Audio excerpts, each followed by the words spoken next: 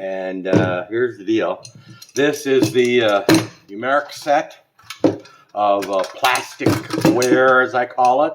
And here is the King Arms set of the wood grips. So we're going to start with the foregrip and go through it. This was, I thought, going to be the hardest grip to do, but it turns out it was the easiest. As you can see, they're pretty much identical to, what they say. So here is the original hole that the King Arms came with, and here's the hole that needed to be cut for the UMAREX. And you can see this one is built up, but this one is all wood, and so it has a nice thick barrier here.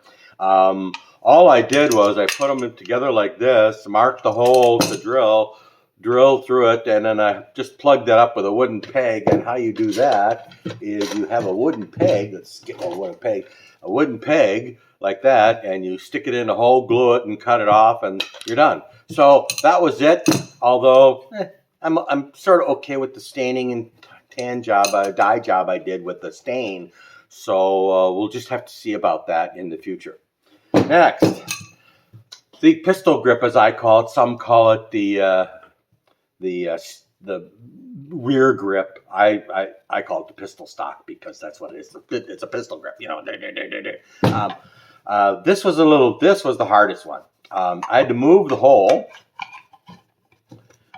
of the gun to match the hole of the pistol grip. However, this pistol grip has this long thing in there, which is plastic.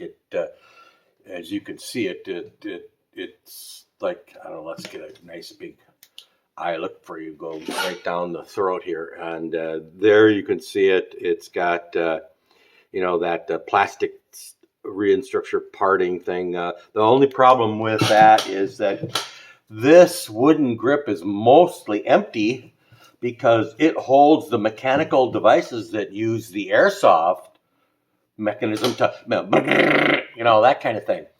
So that's what holds the Airsoft thing. When I ordered the King Arms parts, they give me an entire diagram of the gun, and there's that mechanic. It's not the power unit in there. The power unit is battery in the back. It's kept in stock, but this is the power unit. As you can see, I had to modify it and bring up the width. I also poured plastic in there and then did some reshaping along here and here, and you can see that in there, and now it fits like a glove. And that's carrying that. Finally, the stock. This was the most fun for me. It took longer, but it was more fun. As you can see in this, look at all the plastic reinforcement they have in there. That's so that it doesn't break. And it also has this, what I call a trunnion piece, and that goes in between there. And that is that piece that, uses these kind of knobs in there. And that's what I call a trunnion bolt in the stock. I don't know what they call it, but anytime you have something that runs a bar between two solid points, that's a trunnion. So anyways, this was, kind of easy to do. And what I did here was I put drill this slot right here. As you can see it, I'll point it out to you. It's this slot, and it goes down in there right to the bottom. I had to move these two holes because they were, if you compare them with it, you can see one's a bit forward of the other one by a bit. So look at the rear hole here. Look at this rear hole. That's forward. This is back. This almost goes to the carved piece. And this one is forward, and this one is back. So I just carved that out and made those two holes and drilled them up, and the holes came out there. Let me grab the M1A1 gun and show you how that fits. This is the part where it goes on, and you can see why it needs that that slot cut in there.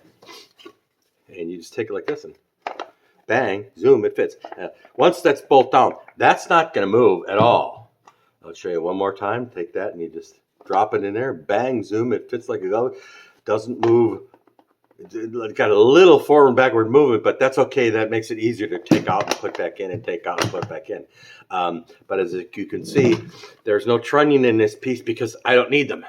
Once these two bolts get screwed in there, this thing does not move at all. And since it's solid wood, it doesn't need any structural integrity. I just put these are plastic pieces that I made out of a mold set that I made. I made another trunnion piece that actually fits in there. Let's see if yeah, here it is. I thought I was going to continue to do it. And there's my trunnion piece that I made. And it actually fit. And I said, you know, Doug, why am I doing this? It doesn't need it. I can just put two fake ones besides. I wanted to have this so I can take that, undo it, and put this in the same case with the gun. I have a replica World War II Thompson carrying bag that has space for 4 clips on the outside. And also I can put the other stuff in there. So, you know, that's what I did. And that's where we are. And I'm happy I did it. I just might restain these, only darker and use a different product. It's not as dark as I'd like, but it has that worn look that I like. So anyways, that's it. Thank you for watching.